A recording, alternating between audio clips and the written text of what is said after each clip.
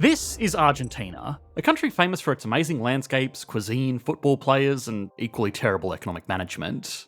Argentina is arguably the most unstable economy anywhere in the world at any time throughout history. That is a big title to hold with a lot of solid competition, but in just the past 5 decades, the economy has alternated between incredible economic booms and devastating crashes. Not once, not twice, but now 5 times, as once again the country finds itself staring down the barrel of intense economic collapse with record high inflation. This is all coming after a short period where the country was technically the fastest growing major economy in the world, doubling in size in just 2 years. Looking further back, this recent instability is unfortunately nothing new. Argentina was once one of the most productive countries in the world, beating out places like Canada, Australia, and even rivaling the USA. It's very unusual for advanced economies to go backwards once they have reached a certain level of wealth. But today, Argentina has a GDP per capita in line with countries like China and Malaysia, and even lower than regional rivals like Chile and Venezuela, which, to put it mildly, have not been economic success stories themselves. Now, while the situation is unfortunate, it's not hopeless, and economists can learn a lot more from things going wrong than things going right. And since things in Argentina have gone wrong so many times in so many ways, it really should be a country that everybody takes particular interest in, if for no other reason than to avoid the mistakes of their past. So, why can't Argentina sustain its economic development for any more than a decade? Why is it that despite these challenges, Argentina has managed to become one of the fastest growing economies in the world? And finally, can the country do anything to make sure this doesn't happen again? Once we've done all of that, we can put Argentina, the most unstable country in the world, on the Economics Explained national leaderboard. I recently switched to using Opera, and I've been blown away by how much nicer it is to browse the internet with it. The first thing I noticed is how convenient it is to have my tabs grouped by their function, called tab islands. I've often had dozens of tabs open, and it can get a bit messy. But on Opera, I've got all of my documents filled with scripts for Economics Explained videos together, and when I'm not focused on them, I can just shrink this tab, and it makes it much easier to organise and find what I'm focused on. Even better than that, there's new workspaces. You can group your spaces based on what you do for work, and then maybe one for shopping, news sites, or entertainment platforms. And then you can access your social media and messages from dedicated apps that all work right inside the browser. I love the integration of Aria as an AI tool. So many times since using this browser, I've simply asked Aria to turn the website I'm reading into a few bullet points for me. It's a massive time saver I find myself using just about every day. And with best-in-class privacy controls that stop ads and tracking, you really have no reason not to try the Opera One browser on your Mac or PC. Go to our sponsored link in the description below and try out the new Opera One browser for free today. I'm sure that just like me, after trying this smoother browsing experience, you won't want to go back. To be one of, if not the most unstable economy in the world, it must be recognised that Argentina does have good times mixed in with the bad. So that means despite a lot of its challenges, it's obviously still doing far better than a lot of other countries around the world. Its people are not wealthy, but they're not starving. Living conditions and economic opportunities are minimal, but overall human development is still very high by global standards, and in a weird way, that might be one of the biggest challenges holding it back. In the early 1900s, Argentina became a very wealthy country off the back of its agricultural industry, which attracted a lot of foreign investment and a lot of foreign migration from wealthy Europeans moving to the country to set up their own wineries and farms. With them, they brought the expectation of the modern amenities that they enjoyed in their home countries, like utilities, roads, and even electricity. The development of these services was a huge boost to the economy by itself, as it employed a lot of people to build them out, but it also made the Argentine economy way more competitive outwardly because with all of these new technologies, it could develop its domestic industries and start exporting its goods all over the world.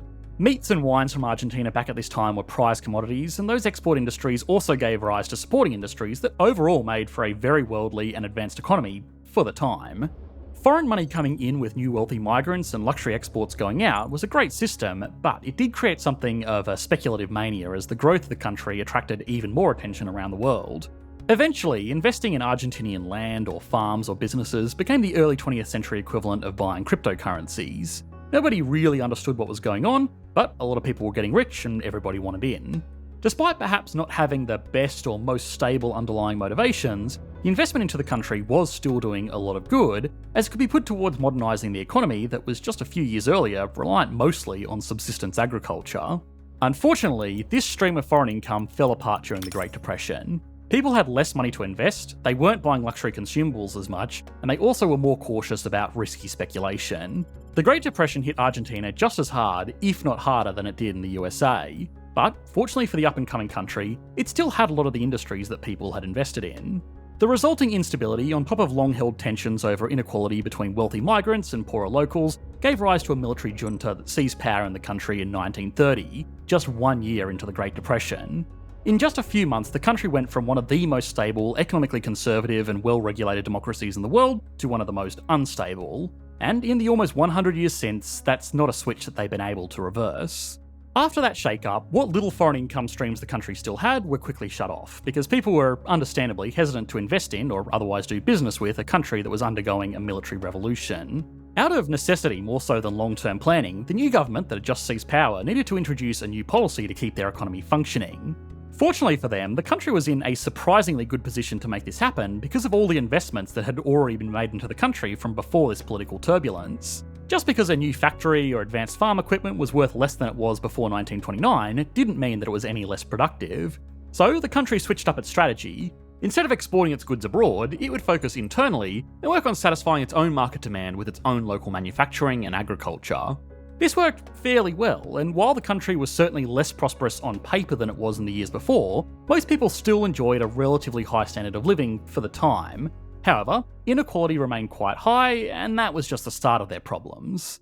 The shift away from global cooperation and towards self-sufficiency sped up greatly during the Second World War, again almost out of necessity because a lot of their traditional trading partners in Europe did not have the resources left to spare after committing themselves to total war.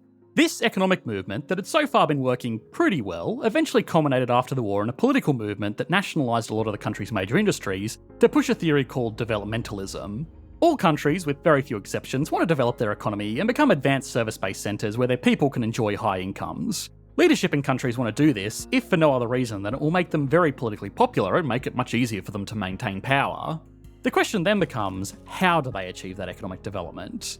Argentina, after the end of the Second World War, had developed a decent manufacturing industry that had, for the first time ever, overtaken its agricultural sector as the largest contributor to output in the economy. One strategy would have been to reopen up to world trade and provide manufactured goods to all of the countries around the world that had lost their own industrial capacity in the war.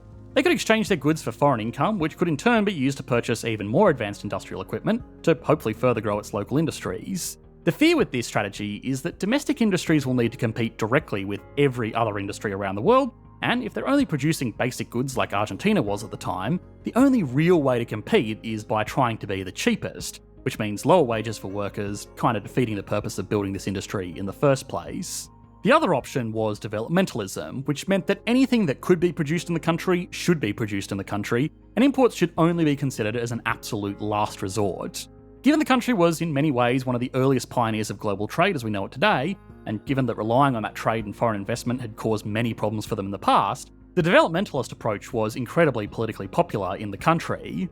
This was also heavily supported by a new group of immigrants that moved to the country following the Second World War that did not see the appeal of being too involved in global affairs, and that's all we're going to say about that. In retrospect, it's clear now that modern global trade has been an incredible driver of economic wealth and prosperity because no individual country is able to keep up with the pace of technological advancements in every single industry that exists to provide the goods and services that modern economic participants have come to expect. Even something as conventional as farming has seen massive technological advancements in recent decades, which means hundreds of times more produce can be harvested with the same land and labour input as before. So yeah, not being part of these advancements was the missed opportunity for Argentina as they focused inwards, but it wasn't an unprecedented decision. Before the Second World War, the USA had a similar policy of developmentalism, and it wasn't until after that it started trading globally at any kind of scale. It just picked its timing better.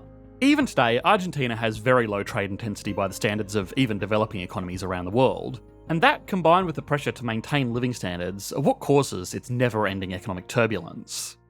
The Nobel Prize-winning economist Simon Kuznets is said to have remarked that there were 4 types of economies: the developed, the underdeveloped, Japan, and Argentina. What he meant by that is that unlike a lot of other economies around the world that have their own economic problems, Argentina has worked its way into a position where it's almost destined to forever bounce back and forth between periods of rapid growth and equally rapid collapse. From the start of pushing to isolate from the outside world, Argentina did experience economic problems. There are just certain things that are cheaper to import, and in advanced modern economies, even modern economies back in the 1950s, it's incredibly difficult to produce everything locally. Local industries that were protected by the government with high import taxes that made anything from overseas uncompetitive were, perhaps unsurprisingly, uncompetitive. Since production couldn't keep up with demand, and the government had committed to paying workers in newly nationalised state-owned industries very well, the relative value of the peso shrank, and Argentina got its first taste of inflation. Eventually, this inflation stifled domestic industry, but the problem was that since Argentinians had become used to a certain level of economic prosperity, it was very hard to roll back measures like high incomes for state workers or protectionist trade policies, because that would cause a sharp drop in living standards, even if it was what was really necessary long term. Instead, over the decades, the country has fallen into a cycle of new charismatic leaders promising to turn the country around by modernising industry to keep up with global competitors. These modernisation efforts do, in the short term, boost economic output as people are put to work reshaping the economy, but they have consistently been funded by taking on lots of debt that, with the combination of poor economic policies of developmentalism, means that the country then consistently has problems repaying those loans. To pay loans, the country then prints lots of money, causing inflation, and that combined with debt problems causes other economic crises, which gives rise to a new political movement that promises their sweeping reforms will solve all the country's problems. A lot of those fixes have also been incredibly reactionary and have given little consideration to how everything in an economy affects everything else in at least 3 different ways. Today, the country is once again fighting with record high inflation, having passed a rate of over 100% a year for the first time since the 1990s. That means every year, twice as much of the local currency is required to buy the same amount of stuff. Since this is just not manageable for regular people to use for transactions or savings, people have started using US dollars instead, so, in reaction to that, the government put a limit on how many Argentine pesos could be transferred for foreign currencies in a given year. Obviously, this caused problems in other areas of the economy, like the few industries that were still involved in international trade, because that requires trading foreign currencies. So the government once again reacted by setting up special rules for certain industries.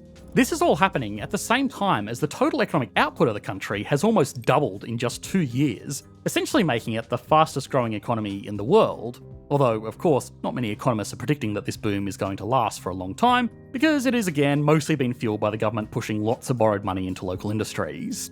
It's not a perfect analogy, of course, but the country is a lot like a person that grew up wealthy and has relied on debt and get-rich-quick schemes for the rest of their life to try and maintain the standard of living that they're used to, but in doing so, over the long term, they've only hurt their credit score and chances of building a real career that could sustainably give them the prosperity they're after. In reality, the country would be better off committing to some level of austerity where debt is brought back under control, protections are reduced, and real industries are allowed to grow without radical and unpredictable interventions from the government constantly trying to put out fires. The problem is, of course, in a country that has grown accustomed to high standards of living based on industries that have never really needed to compete, it's not going to be a popular political platform to run on when there's no guarantee of when such a plan would start to pay off. The only other variable here is the institutions that keep loaning the country money. Argentina since the early 1900s has always been a high-risk, high-reward country to invest in, because when things are going well, it has some of the most intense periods of economic growth of any country at any point in history, even beating out countries like China. Of course, a long history of defaults and other economic problems mean that now only institutions like the IMF, which acts as a sort of global lender of last resort, gives them loans. But controversially, they've received by far the most lending from this organisation of any country, and they've also received it without the same kind of terms and conditions that usually come with loans from the IMF. Some commentators have seen this as unfair treatment because other countries have had to introduce very strict economic controls in return for their bailout loans. Others have seen it as just enabling Argentina to continue to live beyond its means by giving it yet another macroeconomic equivalent of a credit card to max out, maintaining a system that wasn't working to begin with. Okay, now it's time to put Argentina on the Economics Explained national leaderboard, which we have done before, but in the almost 3 years since, the country has changed quite a lot, as is probably to be expected in arguably the world's most unstable economy.